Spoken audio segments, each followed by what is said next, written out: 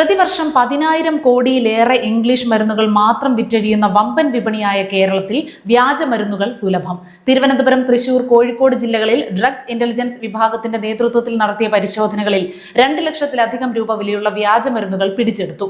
ലാഭം മാത്രം ലക്ഷ്യം വെച്ച് ഗുണമേന്മ കുറഞ്ഞതും രാസചേരുവകൾ ശരിയായ അളവിൽ ഇല്ലാത്തതുമായ മരുന്നുകൾ സമാന്തരമായി സംസ്ഥാനത്തെത്തുന്നത് ആരോഗ്യമേഖലയ്ക്ക് ഗുരുതര ഭീഷണിയാണ്. ആസ്മ രോഗികൾ വ്യാപകമായി ഉപയോഗിക്കുന്ന സിപ്ല കമ്പനിയുടെ മരുന്നുകളുടെ വ്യാജനാണ് പിടിച്ചതിൽ ഏറെയും. അന്യസംസ്ഥാനങ്ങളിൽ നിന്നാണ് വ്യാജമരുന്ന് എത്തിക്കുന്നതെന്നാണ് വിലയിരുത്തൽ.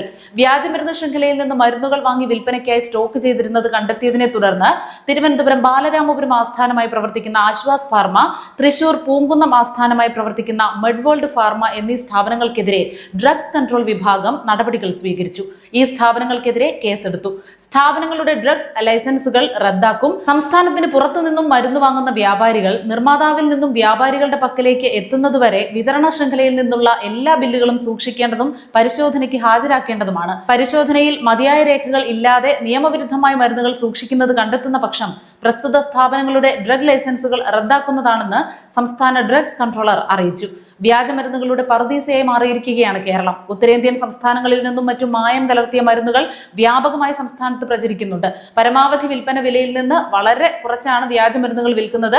ഡയാലിസിസ് രോഗികൾക്ക് നൽകുന്ന ഇഞ്ചക്ഷൻ എറിത്രോപോയിറ്റിന്റെ MRP ഏകദേശം 1000 രൂപയാണ്. വ്യാജമരുന്നിന് 500 രൂപയുള്ളൂ.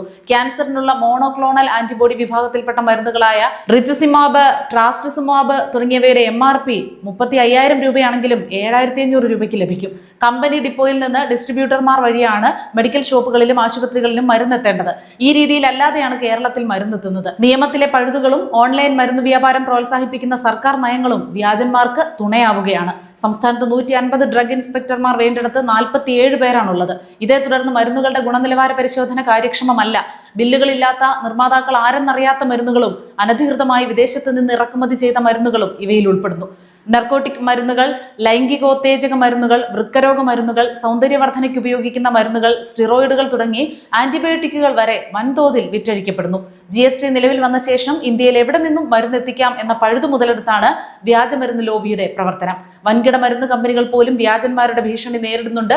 വ്യാജമരുന്നിന്റെ പ്രചാരം നിയന്ത്രിക്കാൻ മരുന്നുകളിൽ ബാർകോഡ് സംവിധാനം നടപ്പാക്കുമെന്ന് കേന്ദ്ര സർക്കാർ പ്രഖ്യാപിച്ചിരുന്നെങ്കിലും നടപ്പായിട്ടില്ല.